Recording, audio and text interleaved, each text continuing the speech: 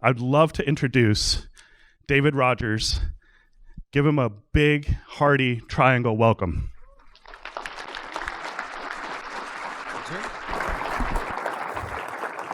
Okay, we're gonna step up the energy a little bit here. This is by far the largest crowd that I've had the opportunity to keynote at, so I need that Instagram selfie love. Everybody make your crazy faces. Let's go that side, ready? Crazier faces! All right, thank you. That's a tweet. A little bit more energy, come on, a little bit more energy than that. Look to your left, look to your right. Are you sitting next to somebody that you work with right now? Why did you pay this man all this much money to come sit next to the people that you sit next to at work? This presentation, my presentation, is going to be a little more interactive. You are encouraged to find someone that you are not working with on a day-to-day basis to tell your stories to, and we'll talk about stories in just a minute. So I'm going to talk about feature flagging. Anybody in the audience never heard of feature flagging, has no idea what feature flagging even is. It sounds, it's not like false flagging, that's political. We don't talk about that at tech conferences, right? Who is not using feature flagging at all inside of their organization? No concept of feature. Who thinks that they could probably use feature flagging a little more effectively inside of their organization? Who thinks that someone has made feature flagging really way too complicated inside of their organization, right? Like, okay, great. So, real quick, this is my only slide on me. This is me. You could find me on the internet. That's what I look like on the internet. If you take a picture of me right now, in fact, the picture we just took is going to end up looking like that. That's not true. I'm not that good. But you can find me on Twitter. You can find me on LinkedIn. Let's talk a little bit about what feature flagging is and why do we care about it. From the 5 whys, right? From our 5 whys. What is it about feature development, planning, code releases that is hard? Why is it hard? What are some of the common pitfall techniques? What are some of the things that we reach to when we run into that difficulty, we run into that pain? What is a feature flag? How does that even work? What else could I use feature flags to accomplish, and maybe why shouldn't I? What are common mistakes that teams make? These are all questions that I hope to answer as a part of the presentation. If I don't, to your satisfaction, answer any of these questions, please, let's come talk about it. I've already had some conversations with several of you that are using feature flagging or that are trying to use feature flagging, and you've got some really great ideas. I'd love to spread those around and point you to the other people.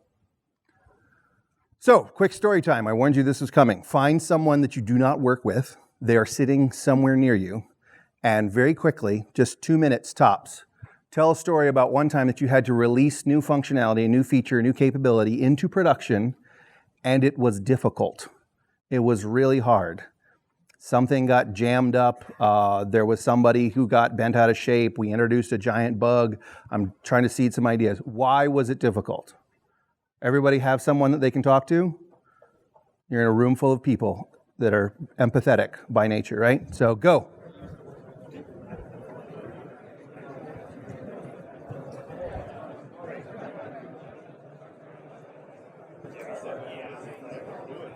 Okay, let's bring it back in. Did you learn something new about your elbow colleague there?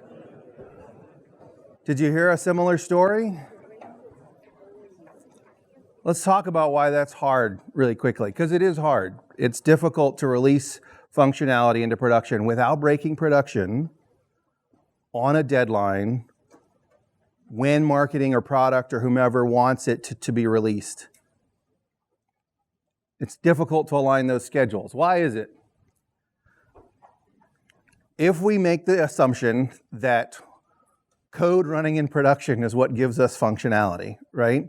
Then the code has to be in production in order for us to get that functionality. When feature releases are only governed by releasing new code, unleashing new code into production, then the feature release, the functionality, becomes tightly coupled to our development cadence. I have to merge this to master and schedule a deployment and get all this stuff out to production in order to release that functionality. What do we know in programming about tightly coupled components? It's bad. Tightly coupled components, we try to avoid those. We try to make loosely coupled components where possible, especially around those types of boundaries. Why would my product process, my feature cadence, be tied directly to my development cadence? That means development can never move faster than product wants them to. And product can never move any slower or at any other cadence than development can. That means that I'm compromising my development quality. I have to line up with when product wants to launch, or product gets disappointed a lot. Product gets disappointed a lot? Yeah, product gets disappointed. So, next story time. When have you had to deal with one of these immovable dates? How did your team deal with that immovable date? What are some of the coping strategies that you reached for as a team in order to make product happy, in order to get marketing the date that they wanted for their big reveal at the giant conference that just happened downtown? Ready? Go. Don't let anybody not talk. Go find the people. They have stories.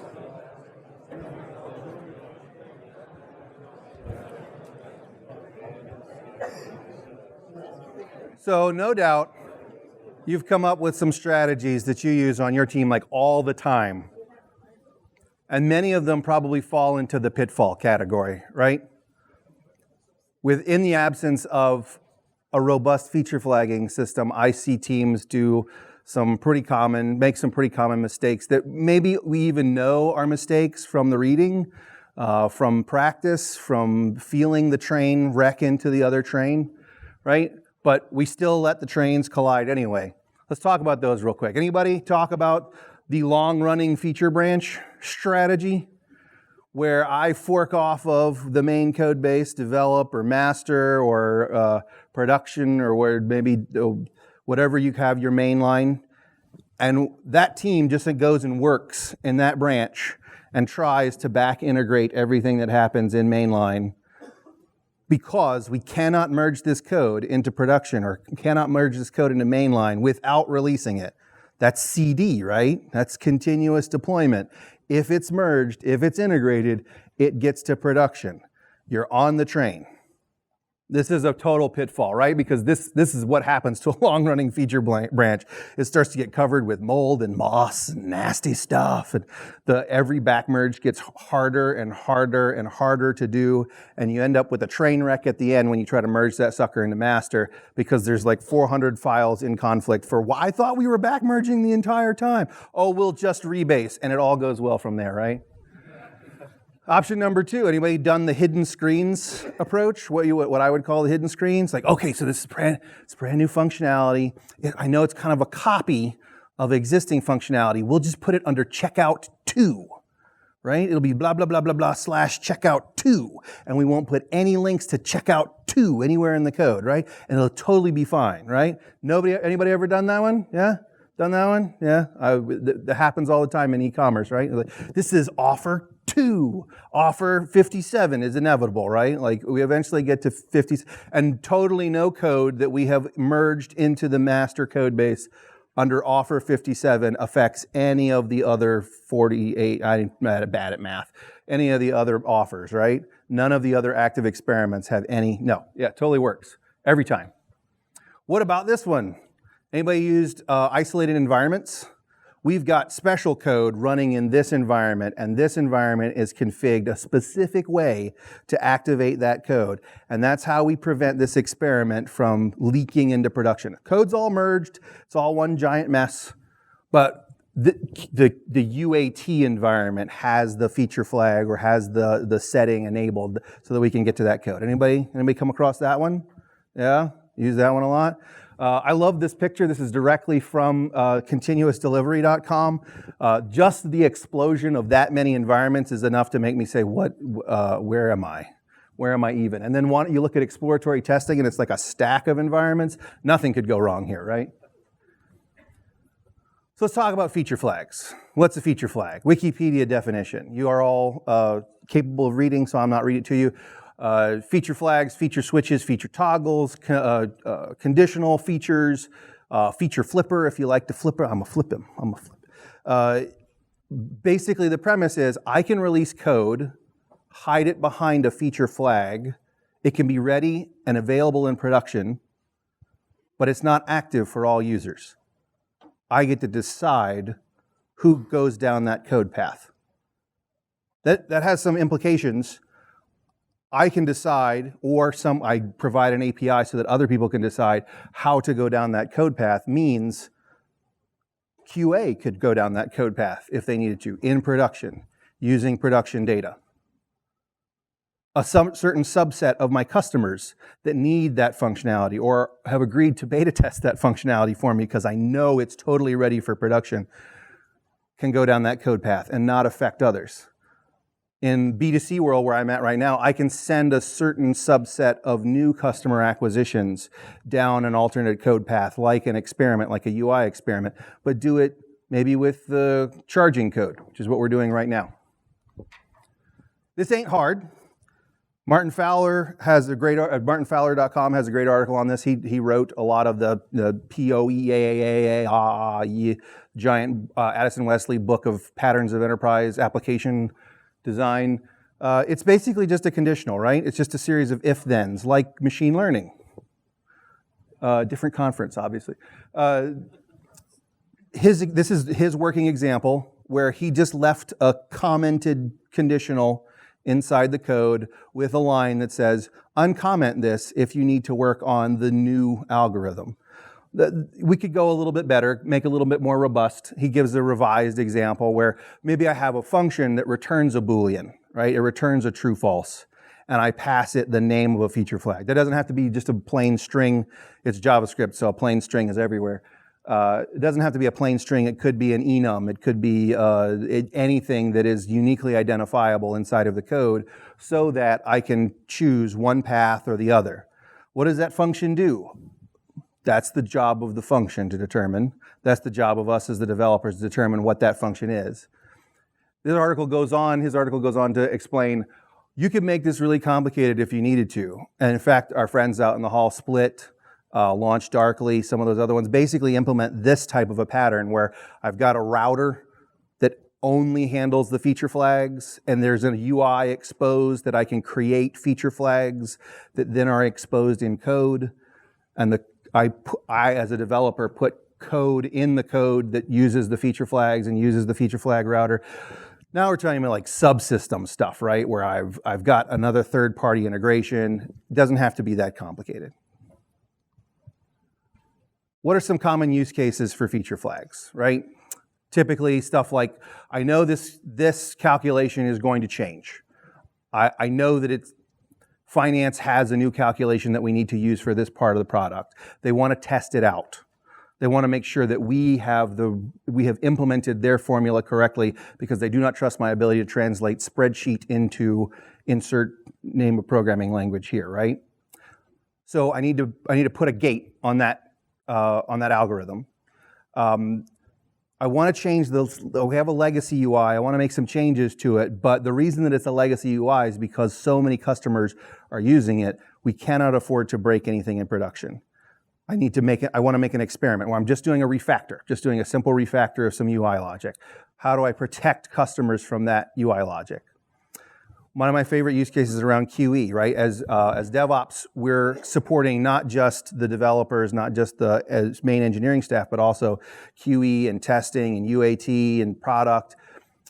As a QE, how does QE test in production what the fully integrated with the production database, with the production data, with client data? How do they test that code path with all of those conditions in place? Because I don't care how good your staging environment is, it still is not production.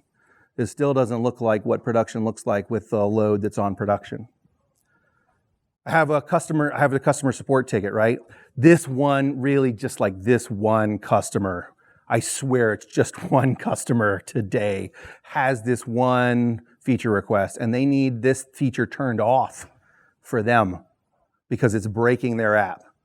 Job -1 for me, we injected, it was basically an XSS platform, right? So we injected code into your application that was carefully crafted and possibly broke your application if certain functionality was on, and your application implemented that functionality as well. How did we turn that off for just that one customer? Lots more. I'm sure you can come up with some more. I'd love to talk with you some about this afterwards. I advocate for using feature flags because releasing a feature, once I have a feature flag, once I have just a simple conditional in there, is no longer, it removes the coupling. I can deploy that code at any point in time and should do so eagerly. I could even do it incrementally so that it doesn't do anything. It just exercises the feature flag, and it's no longer coupled to the release cadence. Product can turn that flag on at any point in time, or ask engineering to turn the flag on at any time, and turn it back off at any time. And it doesn't have anything to do with releasing new code, with introducing new functionality. It doesn't interfere with additional functionality. If I provide a code API, maybe in JavaScript I have something I can open the console and type something into the console in order to activate a feature flag in the UI, or deactivate a feature flag in the UI, or the one that we always forget, list all the things that are active in the UI. QE in any environment, regardless of however many isolated environments I have, QE at any point in time can open up the JavaScript console and activate a feature flag, run whatever tests they want to run. They can do that programmatically through code. They can do that by clicky. They can exercise those code paths, report on the success or failure of those code paths, and do it in any environment they want. I don't have to set up an isolated environment with special configs or anything like that. I don't do any configuration management in order to do that. If I use dynamic feature flags, and what I mean by dynamic feature flags is that little function that evaluates something in order to determine whether the feature flag should be on. If I consider user attributes or user metadata when I'm evaluating whether the feature flag should be on, I still give myself a kill switch for on or off. I still give QE the ability to turn it on and off manually by activating the kill switch. But by default, I consider user attributes. That's exactly what Split and LaunchDarkly and Optimizely do for their feature flagging system. I can trickle a portion of traffic into that new feature flag, into that new code path, and get production level data around the analytics coming out of that feature flag. Some cons to keep in mind, some things to keep in mind when you're doing feature flags. It's really easy to overdo this. It's just conditionals, right? So I can put conditionals everywhere. I will put, no, please don't put conditionals everywhere. Please talk to your QE people before you go scattering feature flags throughout the entire application. Again, job -1, we were inside of a lot of different applications, and one enterprise level customer that we had literally had 300 plus feature flags active all the time.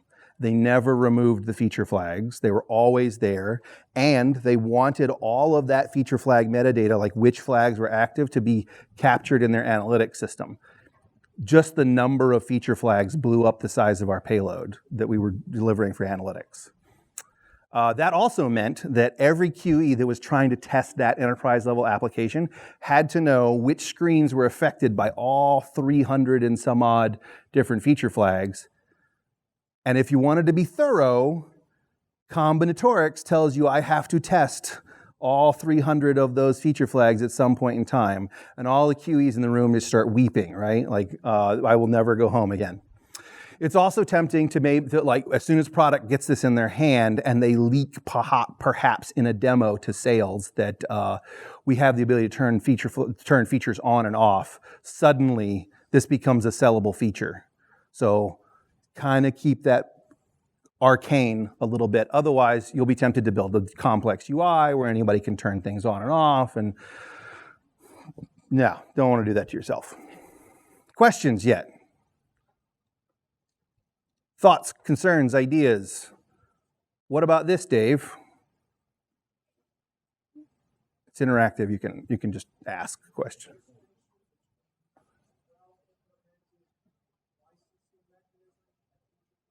Sure. So licensing usually has, that was a great question. To repeat the question, he asked, can you distinguish between a well-implemented licensing system, subsystem, and a feature flagging system? Licensing usually has to do with policies, right? There's a policy associated with a license. I might expire all the functionality of an app or some portion of the functionality of an app based upon whether the license has expired or whether the license is valid. I go check through a third-party system or through a second or first-party system, is this license still valid before I enable any functionality? That kind of sounds like a feature flag. Well, then I could just like explode that and make licenses for everything and put the feature flags into the license. You could totally do that. That'd be one way to get just the if-then else's. If I'm in development or if I'm in testing, do I care about publishing a new license into the software in order to test a feature that's still like half-baked? No, I probably don't care about that. And that's really the distinction. Feature flagging, when it turns into a first-party system that product then shops around to tech support and sales and everywhere else, quickly turns into a monster. Feature flagging should be for us in DevOps, should be for us in QE, should be for us in engineering, where I can very easily add and judiciously add a feature flag to the code to go down one code path or another. And it doesn't require me to do a whole bunch of things like apply to the O&IT department in order to get another license or deploy another license into that environment. Good question. Well, so that's vendor integration, right? One of the things that we do at my current job is any third-party vendor integration. We take the approach that the vendor integration flag is off by default. So someone has to opt into having the vendor integration added. Someone has to opt in with that feature flag on in order to get the vendor integration. That's specifically designed for like local testing environments. If you look at the explosion of environments and environments by type, you have way more local development environments than you have per feature branch environments. Then you have staging environments. Then you certainly have production environments, right? So we're optimizing for the local development environments in those cases. I want the vendor integrations off by default, except when I'm running a test where I need that vendor integration on. So, very quickly, 1 minute. Thinking about those failures that we've had, right? Reflecting on those. Feature flags. How could I have improved things if I had used feature flags? Quickly, go talk.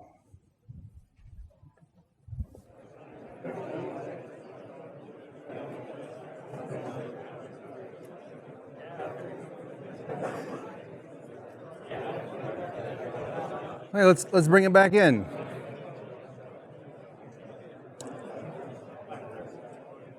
Did you get some ideas, maybe from peers, like what we could have done differently in order to use a feature flag instead of dumping all this code into production? I'm sure there's plenty more that we could talk about. We'll set up a birds of a feather session to talk about feature flagging and how we could use feature flagging. What about this? What about that?